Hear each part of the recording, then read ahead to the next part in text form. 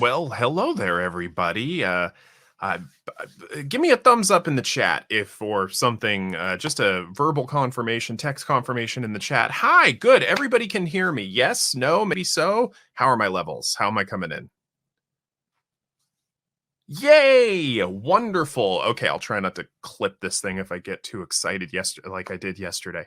Hi everybody. Welcome to the third of three AMAs for mental health in gaming with Take This. I am Rafael Bocamazzo, better known as Dr. B for long Italian name reasons.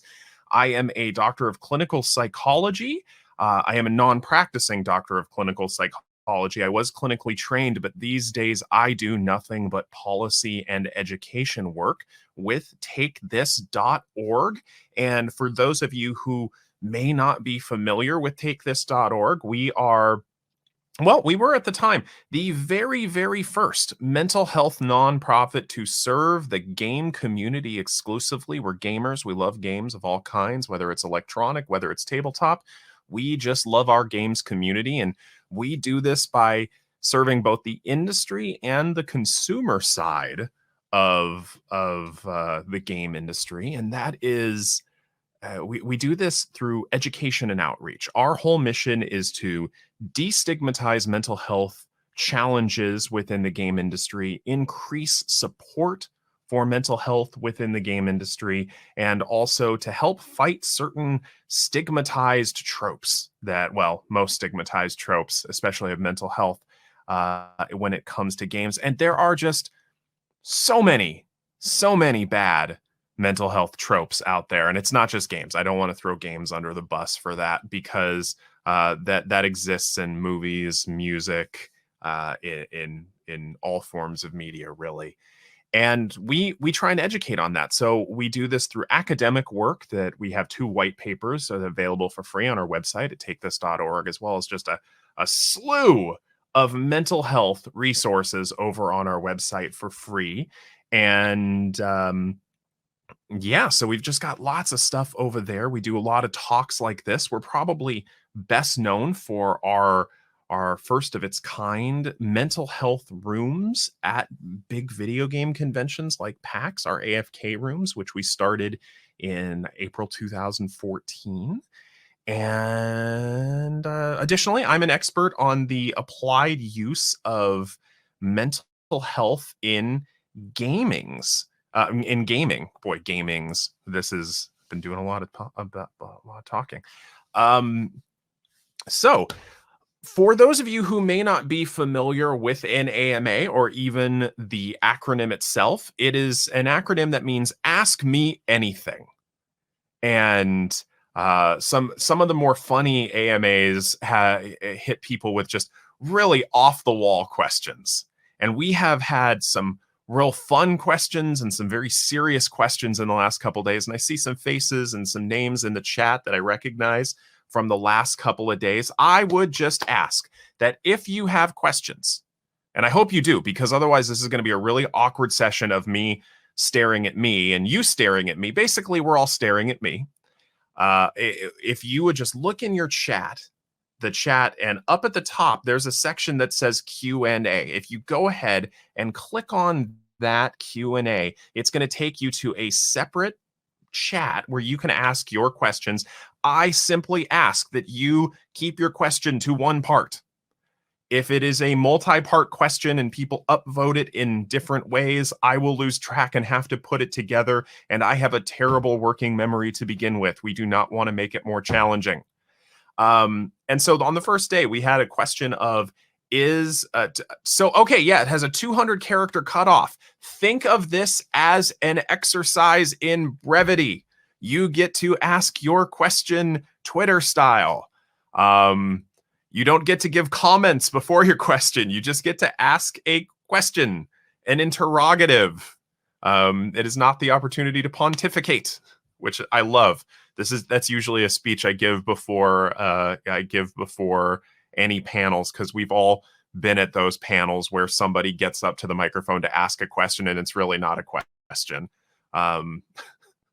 So yeah, no, it's an opportunity to keep it brief and keep it an interrogative. So go on over there because you are going to dictate the flow of this. You are going to dictate how this goes. Um, yeah, yes, yes, Cassie. Let's make it Twitter hard mode. Old version, 140 characters or less. Not that 280 we get now.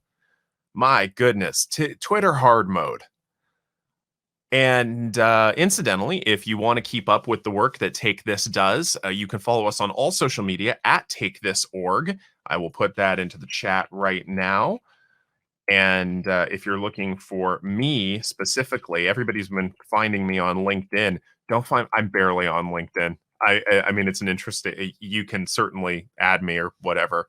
I check LinkedIn so infrequently. Incidentally, that's a part of my autism. I'm not joking about having working memory issues and set switching. I can only check so many different sites to communicate with people. But let's dive in. So my goodness, we've already got five questions. Okay. Let's see here. Let's start with Heather. Heather has been to all three of these so far. Thank you, Heather. And so has Chris. And I know Vivian and Roger have been to at least two. I know it's hard to pick a favorite since we have so many things in our toolbox, but do you have a favorite modality, therapeutic modality, and why? I can absolutely pick a favorite. I love cognitive behavioral therapy. And I am actually a big fan when it comes to learning therapeutic modalities, learning one modality really well.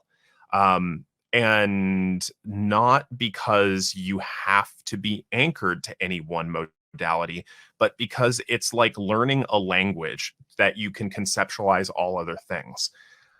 I love cognitive behavioral therapy because I don't know, it just fits with my brain somehow. It's input output. It's also, if you do it right, it's incredibly flexible and person focused because the underlying philosophy of cognitive behavioral therapy is a collaborative Socratic exploration of a person's situation. A lot of the folks I've noticed who have criticisms of cognitive behavioral therapy, they have criticisms of the rigid manualized approaches that are researched.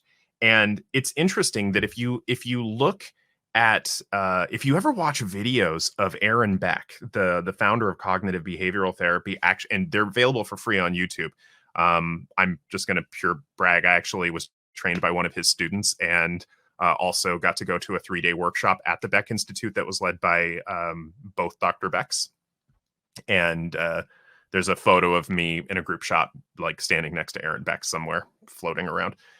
But if you ever watch a video of him doing cognitive behavioral therapy or cognitive therapy, it is so flexible. It is so person-centered, and it is so focused on the phenomenological experiences of the other person. It's not rigid at all. And it's really cool to see this.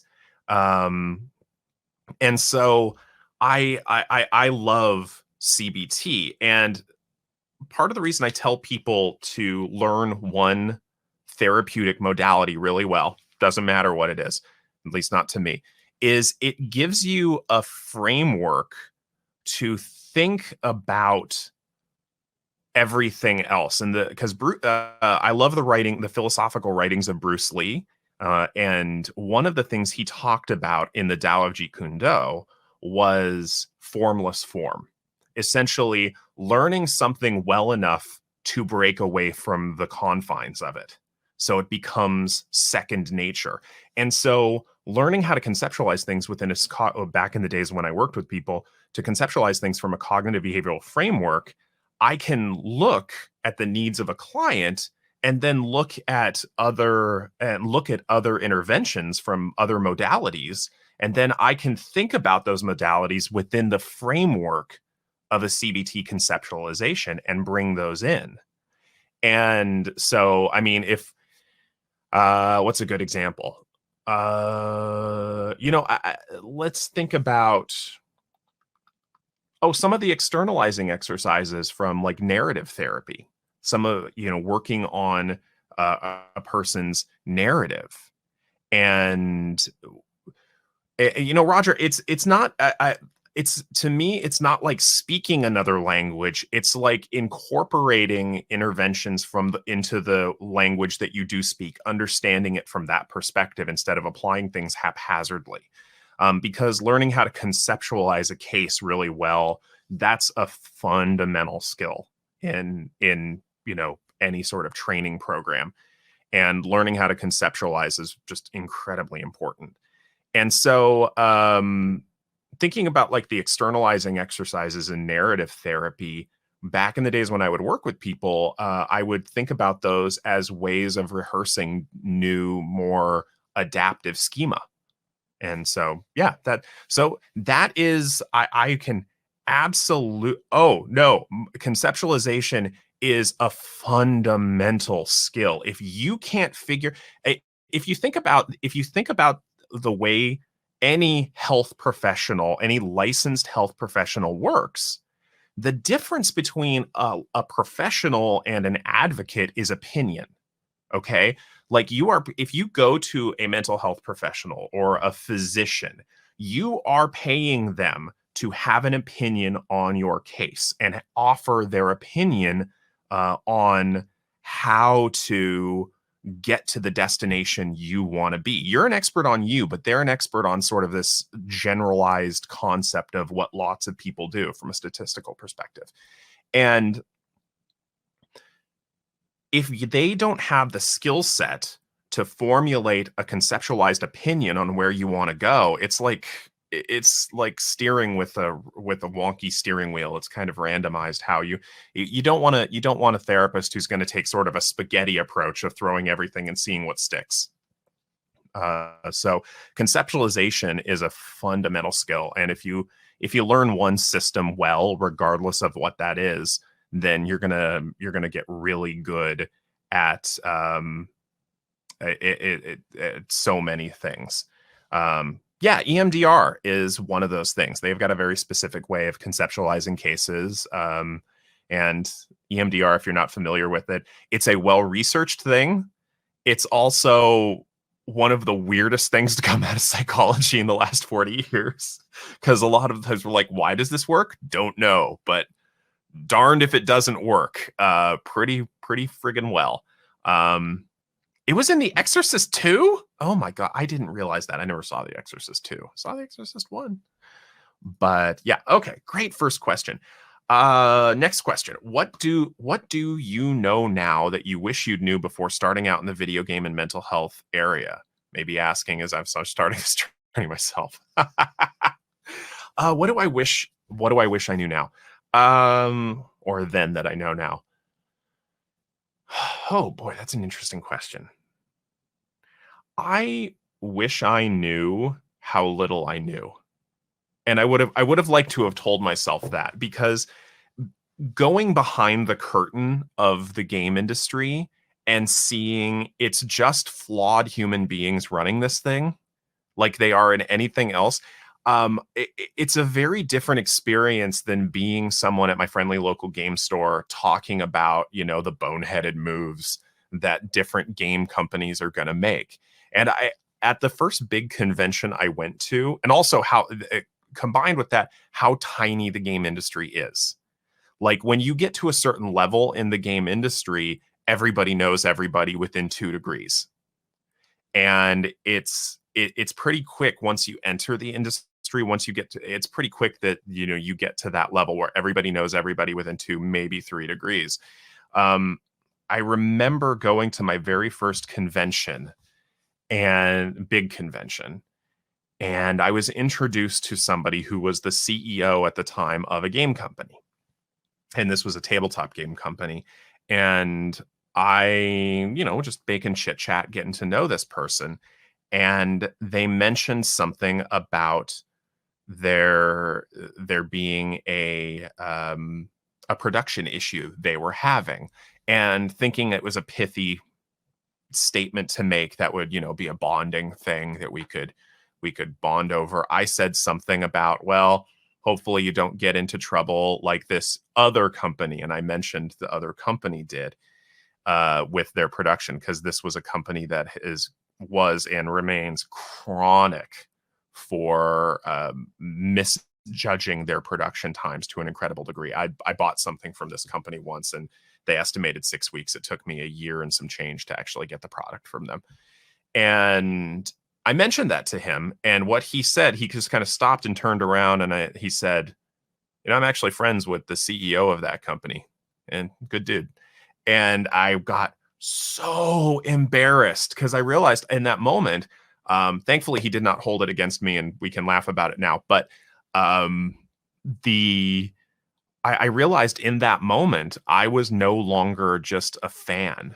I was somebody working with the industry, and I couldn't talk like I was a fan anymore. I couldn't speculate about the motivations of certain people, of certain companies. And I had to learn to talk differently and learn the system a little bit differently, because there are people behind everything that's done, and they're going to make the same mistakes that anybody else would make. The only difference is they're making it in a very public way. They're going to have the same successes and mistakes. And so I would have tried to coach myself on that realization that I can't talk about things like I'm just an anonymous fan anymore. And I can't approach things like I'm an anonymous fan anymore. I'm going to meet the people responsible for some of this stuff slowly. And yeah, the language and the approach I'm going to need to use is very different. I cannot just rant about how I'm angry about certain companies' boneheaded moves and be all pejorative about that, because one, I was about to start learning some of the whys behind those boneheaded moves, and it's often a systemic issue. Like the larger with this happens with any organization. When you get enough layers of bureaucracy, and that's necessary with hierarchical management, there's a lot, just like any machine, the more components there are, the more opportunities there are for things to go wrong. Like, if you think about a movie that you hate, well, maybe the script started out amazingly, but some executives decided, no, that wasn't testing well. And so they tried to zhuzh it up. And so you now have a bunch of executives with their hands in the metaphorical cookie jar of that script, trying to say, no, no, no, this is going to play well with test audiences and so forth. And they're just completely eviscerating any decent story that was there. But then they hire a reasonable director who's going to try and bring out a certain story in this. But the producers are like, no, that's too much money you want to spend there, Michael Bay. And they're like, no, we don't need explosions, Michael Bay. And but he has a theme. He likes explosions, but he wants to have that. And so but then you hire the wrong actor to play the lead. They don't communicate it well, and maybe there's some scheduling issues, and there's a lot of parts that could go wrong. And maybe you've got the right people in certain things, and you've got the wrong people in certain things, and there's a tension. And just when I think about how many systems are in place, it's actually amazing to me that certain things are good for how many times things could go wrong. And so those would be the things I would have liked to have coached myself on before getting into the game industry a little bit. Yeah, that's it. Thank you, Chris. That's a great question, and I hadn't really thought about that. Vivian, I would say that there are times when it's boneheaded moves because of organizations, but sometimes there's boneheaded moves with creators. Sometimes individuals just also make bad decisions. Yeah, I mean, sometimes people are like, this is the way I want to go. I will tell you, there was a panel I did very, very publicly for a very big company last year that I tried something new. It did not work. And it was a very loud public thud when it didn't work.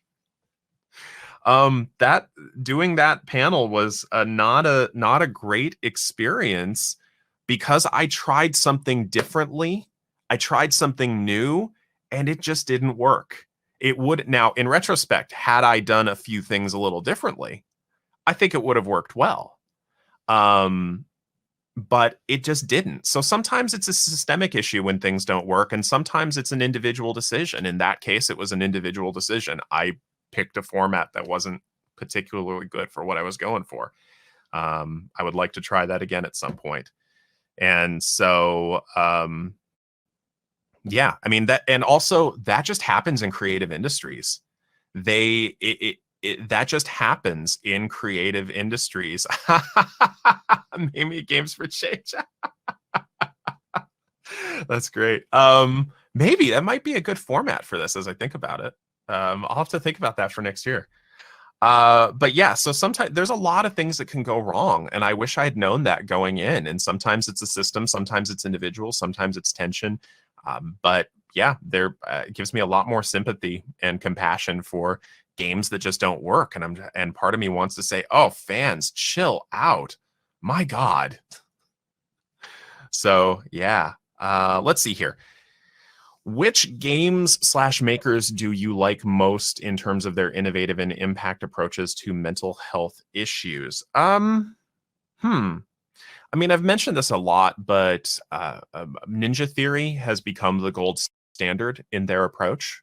The way they made Hellblade: Senua's Sacrifice, I really appreciate what they did. There's a couple of other ones that I love just in the way they told their stories. They didn't try and tell somebody else's story.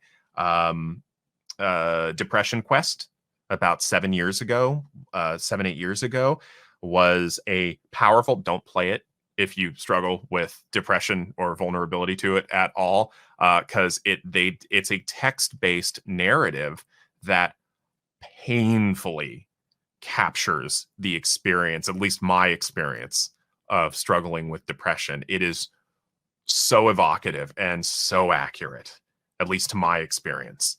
And it was, boy, it was powerful. Some other ones that I really like, I mean, not to toot my own horn or anything, but I think we did a pretty bang up job when Bill Benham, Hannah Rose, and I wrote Gardens of Fog, which has become a best-selling community module for Dungeons and Dragons on the DMs Guild. I think bringing in two people who have copious amounts of D&D writing experience and some experience with mental health, and bringing in somebody with copious mental health experience and a little bit of D&D experience, that's a winning combination, because you're going to get a balance of both informational accuracy and sensitivity, as well as the story. Because one of the things, I haven't mentioned this in the last couple of days, but one of the I have certainly railed against researchers who make boring games, but one of the things that I think a lot of scientists and researchers don't understand, and this is just purely speculation on my part, is that when you're telling a story, the story is the most important part. The themes of the story are the most important part. That facts sometimes have to take a back seat to some of that. An example I like to bring up is the original Jurassic Park movie from 1993. Now, Jack Horner, the paleontologist who was the technical consultant on that, it was a outspoken proponent of the idea that the T-Rex, based on its anatomy, and I went to two of his lectures actually on this, and it's a compelling argument, at least from a layperson's perspective, that the T-Rex was not a hunter, but in fact a scavenger. And additionally, the velociraptors were like the size of turkeys in real life. But that would be a real boring movie, wouldn't it? If like the T-Rex doesn't really have good balance, and they could, Professor Grant could just shout to the kids, "Serpentine! Run, Serpentine!" And the T-Rex falls over, and because it has arms literally the size of mine and about 3 inches of movement at the elbow, it can't get up. That's a real quick, boring movie. So they had to fudge facts in order to make an exciting movie. And having people involved in the development process that can have a balance of both fact and nuance and good storytelling, and talk about where they can reasonably fudge the facts in lieu of the story, because you're not giving an educational, if you want to teach educational facts, cool, great, that's your purpose. If you want to have an entertaining game that also has some teaching elements, then the playability kind of comes first. And so then you have to pepper in the good teaching elements in there. And while looking back at Gardens of Fog, I'm like, oh, that was a little heavy-handed. Like the stuff I definitely wrote was a little bit more heavy-handed than it needed to be. It's still, I think we did a pretty decent job in making it a playable game. It's certainly been fun. So I like it when people find that balance between making it playable and making it informative, because a pure teaching game can be cool, I guess, but I'm not going to really want to go back to it generally unless it's Number Crunchers from like 1982, because that was just fun. I mean, that was just awesome to rack up those points and learn arithmetic functions at the same time on the old Apple IIe. And the Oregon Trail. I mean, I learned what dysentery was because of cholera, because of the Oregon Trail. Let's see here. All right, next question. Thoughts on a checklist for designers to build CBT into more games, especially our role-playing games? Vivian, I don't want non-therapists building and non-researchers building therapy into games. And that is a personal preference, because and I don't think there's any real checklist I can give for how to do it, because each individual case and each individual purpose is different. But one of the things I have a big soapbox about is, don't do therapy if you're not a therapist. Okay? Don't. And so yeah, it's easy enough to ask people questions about where they are at in terms of like their histories, their traumas, etc. Asking those questions is the easy part. It's dealing with the answers and safely containing the emotions that we're digging up. That's the real tricky part. Creating that framework of safety and helping people put it all back in at the end of a therapeutic session. That's the real tricky part. And so I would be wary of creating any sort of checklist for designers especially non-therapeutic, non-research designers to build any therapeutic processes into their games, any direct therapeutic processes.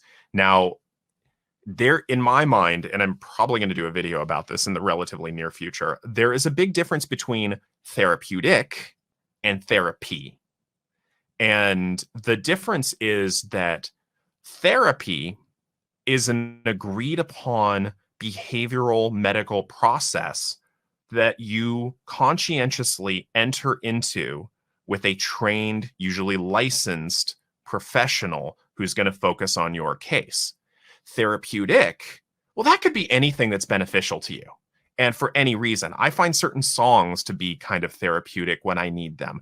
I find certain physical activities to be therapeutic because they provide a benefit to me. I find cooking to be therapeutic because it allows me to focus on one thing. And given how sharp my knives are, I have to focus. And it allows me to be creative and empowering and all these wonderful things. So I find that therapeutic is an incidental benefit that anybody can get from something. And, honestly, I found non-mental health video games quite therapeutic in my youth. I still kind of do now. They're a wonderful distraction. They're a wonderful escape. People talk about escape being in a pejorative context, like escaping reality. Well, you know what? Have you seen reality in the last year? Sometimes I need an escape. Yeah. So instead of building a checklist for CBT for people to build into their games, what I would encourage is if they want to tell a mental health themed story, unless they're a researcher, in which case researchers, you do your thing. If you want to build a medically based game, you have your expertise. You do you. And you'll probably research how to do it better than I could tell you right now. But if you want to tell a good story as a developer, just tell a meaningful story. Tell something that means something to you. I know that Depression Quest was written by Zoe Quinn, and they're very public about their mental health struggles. So they're telling their story. The game Celeste was later admitted to be a trans-coded game after the creator, I think about 6-7 months ago came out as trans. And so they were oh, good, that answer helped. Oh, good. Celeste is just a fantastic game about talking about internal struggles. And honestly, talking about internal struggles in a compelling way is also more universally applicable. And that's really, if you want a game to be popular, you need to give it universal themes. I once read something similar in a book about songwriting, that if we think about the best, most popular songs, there's a reason a lot of them are about love, because we all, most of us experience love, at least I hope we do, to varying degrees in our lives. We want to feel loved and included and connected, most of us. Incidentally, since we're talking about Celeste was the second winner in our Dr. Mark Award for Outstanding Mental Health Representation in Video Games. The first one being Stardew Valley.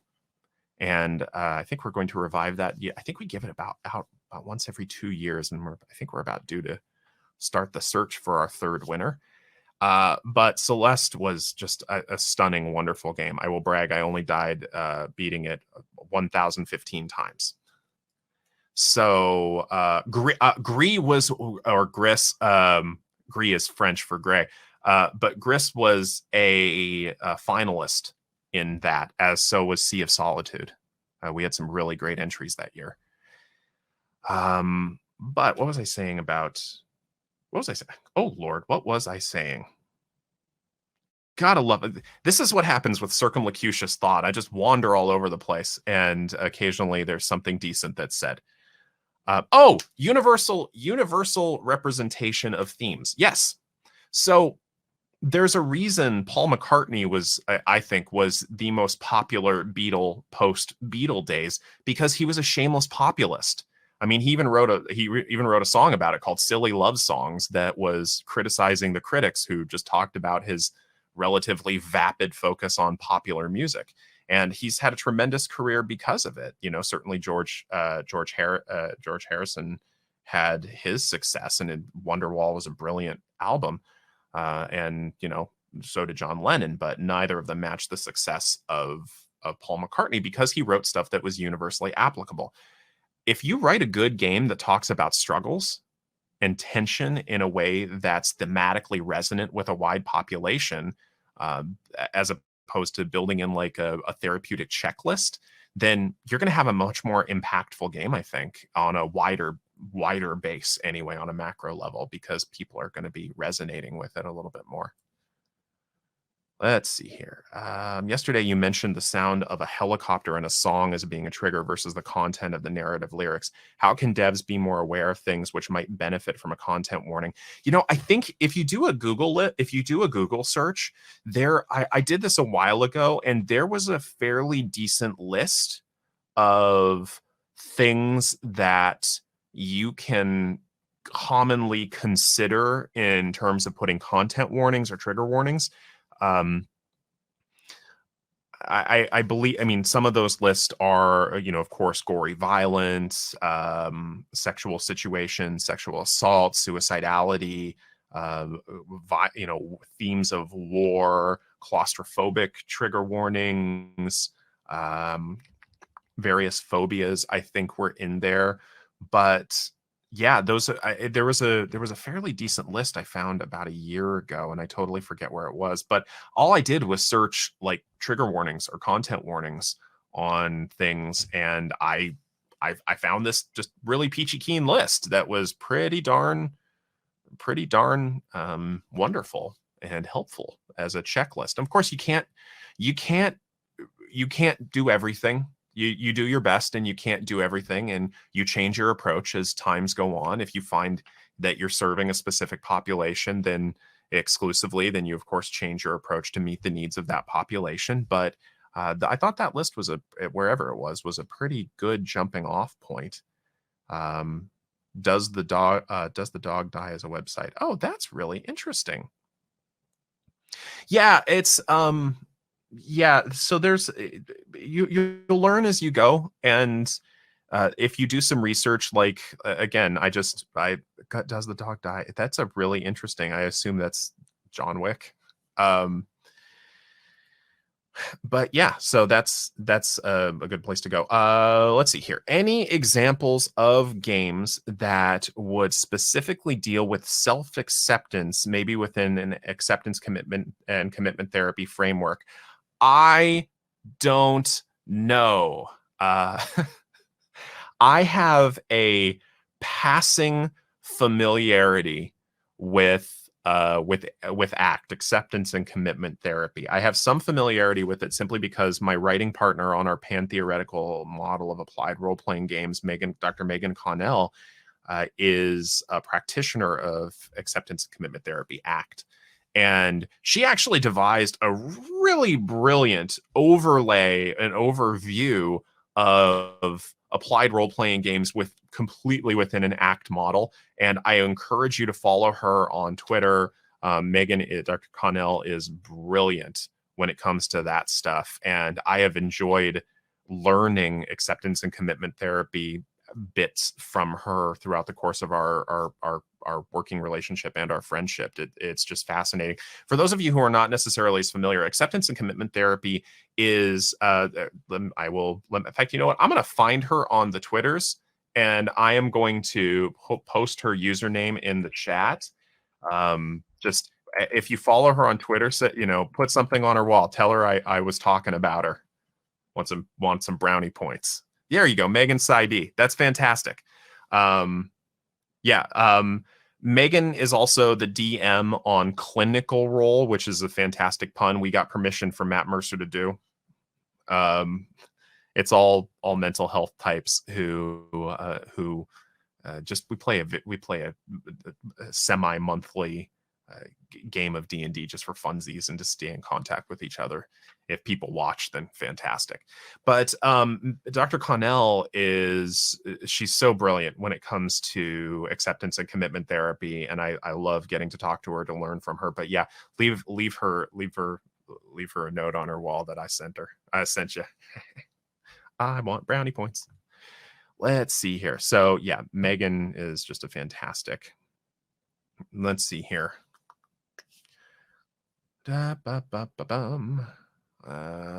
We keep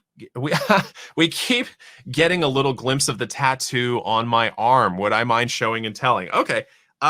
So that is my phrenology head tattoo, and it is, as of right now, the only tattoo I have.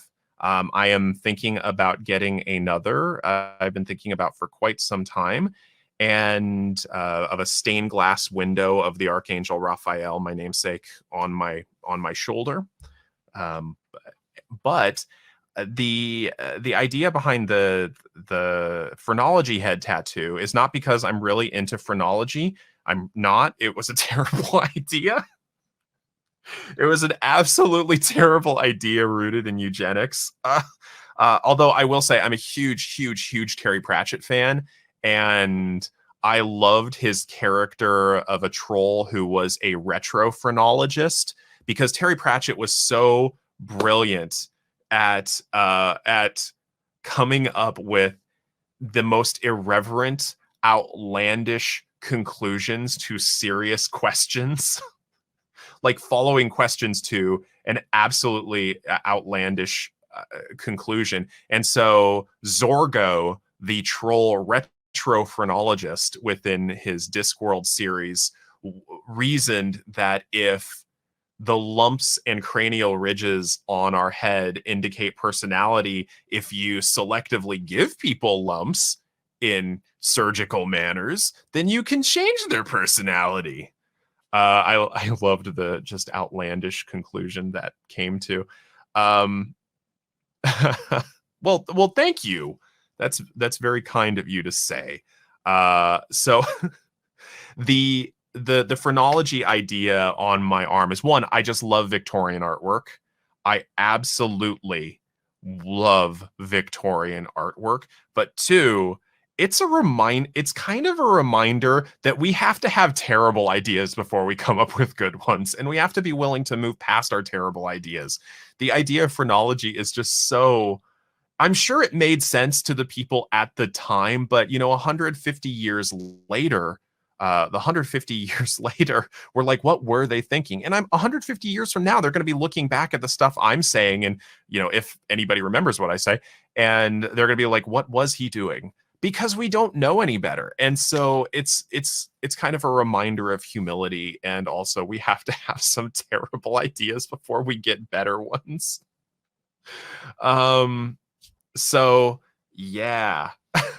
Oh God, Roger, not if y'all, especially those of you who have seen several of these, haven't figured it out, I love media, and I love I have a love of all types of media, and I grew up listening to Abbott and Costello cassette tapes from their radio days on NBC, back when NBC was a radio station, and it was often brought to you by Camel cigarettes. With Camel hits 4 out of 5 doctors recommend Camel cigarettes, the cigarette that hits your T zone. That's T for taste and T for throat. And it's just ridiculous to think about the idea that 80 years ago, we were getting physician endorsements of a toxic thing. It's incredible to me. It's just absolutely incredible to me. I mean, hindsight really is 2020. We can look back and just go, what were we thinking? Well, we didn't know any better. Capitalism warms the heart. Well, I've got baking soda for that, for when I'm trying to sleep at night, and it burns. Let's see here. These are great. By the way, we've still got 15 minutes left. So, I've only got one question left on the list. Throw out your oddball questions. I didn't expect to get asked about my tattoo, but that's fantastic. Throw out your oddball questions. Throw out your serious questions. On therapeutic games, they tend to not actually be games, but more virtual therapy without hypnosis. How far these are great questions. How far do we think we can push it into actual game before it loses efficacy? Well, I think therapeutic games is a term that has been that has we don't really have a good definition of it. And I think the scope of the therapy that it's trying to do, whether it may be a game that teaches better cognitive behavioral thinking skills without a specific measurable outcome in mind for, let's say, symptoms of depression or anxiety, or whether it's a game that teaches better anxiety or depression coping skills. I think that we have to define the framework of what the therapeutic goals are before we can get into the extent to which we can push that. Like, if you look at a game like Super Better, and I will joke about Super Better being a terrible game, but it's such an amazing there's a difference between gamifying something and creating a game, and Super Better gamifies learning resilience skills. And I know Dr. Kelly Dunlap will talk your ear off about we'll talk your ear off about how to the difference between gamification and games. And a lot of what I'm going to say is I basically parrot her talking points. So on therapeutic games, defining the scope of the therapeutic goals is going to be, I think, the first step in figuring out how far we can push the we can push the actual game portion of that equation, because a super better was is basically built to teach resilience skills, and so that's not, they did a great job gamifying that. I've used it. It's wonderful. I tend to like Habitica a little bit better because they bring more actual game elements into it, but they don't teach about the resilience the same way. um Actually, Habitica was us doing a partnership with Habitica was the first place we used our Psychomancer mascot. They Habitica is wonderful. I haven't used it in a while, but Habitica's formerly the RP, I think it was the RPG. Oh, I forget what their original title was, but they do I think a better job of creating an actual to-do list game, because it's a role-playing game experience and you can go on raids with your parties. It's really fantastic. I like Habitica quite a bit. Let's see here. What is my signature dish? Ooh. Oh God, I cook so much. I don't have really a signature dish that I cook necessarily. I've got some dishes that I do really well. Really well. I won't brag about them if I'm not confident in them. I have a signature cocktail, definitely, and I'm not going to encourage anybody to drink if it's not your bag. I just happen to love all things food and drink. So I definitely have a signature cocktail, and I do. I'm gonna purely brag here. I make one of the best Manhattans you will ever drink in life. I have given it to people who have worked at high-end steakhouses, and an ex-girlfriend of mine who used to work in a high-end steak restaurant cried when she drank it because it was so good. I'm just brag a little bit there. I make a really good Manhattan. Let's see here. What are the pins behind me? Okay, so all of the pins behind me are Penny Arcade pins from the PAX Expo, or Penny Arcade Expo, PAX game events. All of these pins are from, there's like way up here, there's like 2 or 3 from 2014, 2015, but the rest of them are all from 2016 to the end of 2019. And these ones right here are the lost year. These are all 2020. But every single one of those is a Penny Arcade pin, and I love going and finding the cool pins at Penny Arcade, at PAX. It's really wonderful. That's a fun thing to do, especially when everybody thinks they're Pokemon badges. I actually am not a huge Pokemon fan. I got lost after the first generation of Pokemon. I'm like, sweet, I memorized 151, 152, depending on how you want to count it.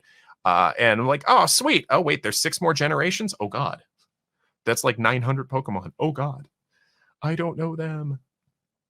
I'm really waiting for the point where the creators hit a level of burnout where they're just like, need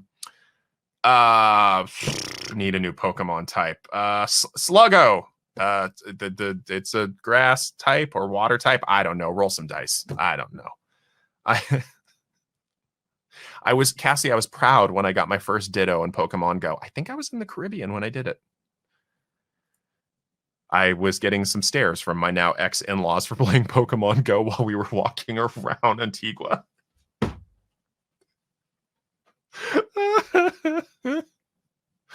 Oh, let's see here. If I could be any game character, what would I be and why? Oh, I'm not sure. Ooh. I don't know if I have an answer for that. I'm gonna have to think about that. I'm gonna have to think about that as I try and answer a couple more. In transmedia experiences with live interaction elements, how would you suggest best creating a safe container for players to be emotionally vulnerable without being harmed? Oh my God, Rachel, that's a great question. And there are so many resources out there on this. First of all, I want to direct you to Sarah Lynn Bowman, who writes a ton from the LARP community. And she writes from a primarily Jungian perspective. So there's a lot of transformational elements in what she talks about. At the same time, if that's your bag or not your bag, a lot of what she talks about in terms of LARP, especially Nordic LARP, and LARP, for those of you who aren't familiar, stands for live action role playing. Nordic LARP tradition has a really cool way of doing some of this stuff. One of the best things that we can do in role-playing games is a session zero. It's called a session zero. And session zero is essentially like the informed consent session before you play any sort of role-playing game. And there's some great resources out there for how to run a session zero. Monty Cook Games has a concise checklist that they released around the time I was working on with Dr. Connell on some stuff. And when we saw their checklist, we kind of threw our hands in the air and just went, we can't do better than this. We're just going to use theirs. We're going to stop what we're doing and we're going to use theirs. Monty Cook Games has their safety checklist, and I think it's available for free on their website. It's just really good. And so what a session zero is where you get together with all your players and you essentially talk about boundaries and create a framework for everything you're going to do. And you also create safety tools for how to explore things. And there's a variety of different safety tools that are available coming from the tabletop RPG and LARPing communities. One of them is called the X card, where basically what you would do is, do I have any? I usually have index cards with me. They are like my secret weapon when it comes to role-playing games. Index cards are so useful. But it's like you have a card on there with just a big marker X. Yes, John, that is the one. That is the one. And the X card, which was a technique devised by John Stravopoulos, who worked on the latest book of D&D, Van Richten's Guide to Ravenloft. By the way, if you look at Van Richten's Guide to Ravenloft for a great way on how to frame mental health themes in horror, I think they did an absolutely bang-up job in how they did it. I would have liked them to expand on certain tropes to avoid a little bit more than they did, but they can only cover so much. So the Van Richten's Guide. Do I have it down here? I probably have it somewhere around here. No, I took it upstairs. Hey, go me. Van Richten's Guide to Ravenloft has some great stuff on how to run mental health themes safely. And one of the things they point out in there is that your players' fears are different than your characters' fears, and you need to bear that in mind. And so a good session zero is going to help you figure out what the difference is between your players' motivations and your motivations, and where your limits are. And that X card, if you're hitting the point where you're just really uncomfortable, you hold up the X card and everything stops. A lot of that stuff came out of BDSM tradition that was brought into, I think it was Wizards, and there was a I'd have to look at my notes. It's been a while since I've talked about this, but there was a romance supplement to Mages and Wizards or something. It was an indie role-playing game, and a lot of the safety tools like lines and veils, which is another one, comes out of that stuff. And so, yeah, the X card is one. I've got a list of some other ones someplace I need to look at. I haven't looked at it in a while, but there are multiple safety devices that I believe largely came out of the BDSM community that are now being used in role-playing game communities and transmedia transformational stuff that gives both definition to what you're doing and safety and consent to your players so you can freely explore. So yeah, that's a really good question about the transmedia stuff. Let's see here. What recommendations would you have to give someone wanting a doctorate combining psych and games, looking for supervisors? Oh, be persistent, because you're going to get, at this point in time, you are going to get people who are going to be like, games. I put on as much of a stuffy air as I can of just like, oh yes, games. There is such an attitude against games as a serious research study, but I that's changing. I've mentioned Dr. Kelly Dunlap already, and I will continue to mention Dr. Dunlap because I love her so much in a school appropriate way. Kelly is it's Oh, John, you brought up the X card implies not talking about what triggered the discomfort. I think that's problematic. Well, somebody else, the X card works for some people and doesn't work for others, and that's why there's multiple devices out there.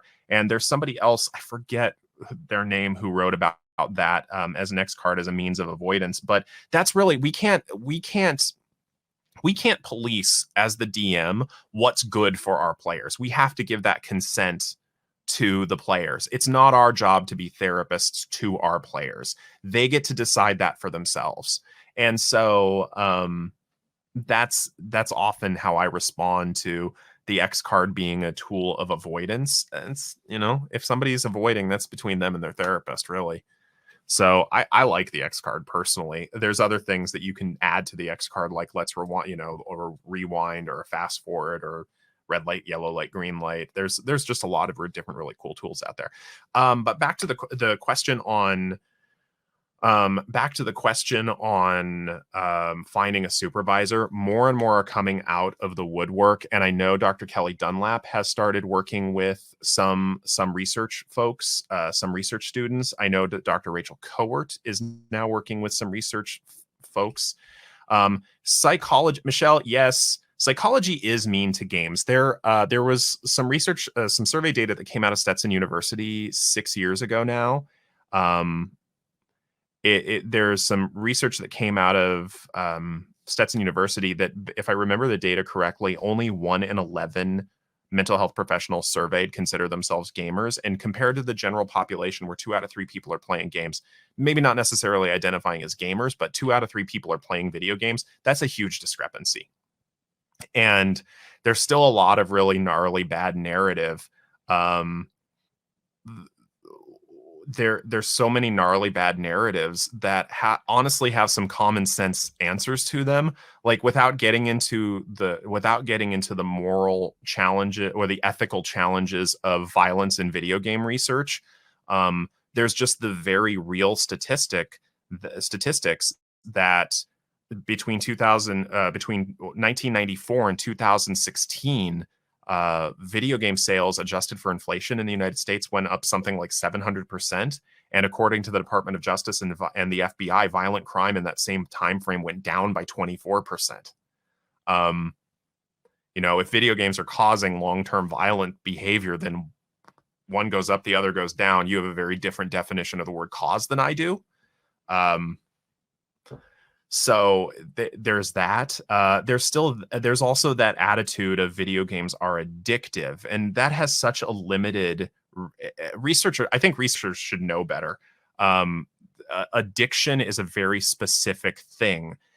Repeated engagement in an activity is a different thing, and that can be for a lot of different reasons. People engage in repetitive patterns of behavior due to autism, ADHD, OCD, PTSD, depression, anxiety, all of which have nothing to do with addiction.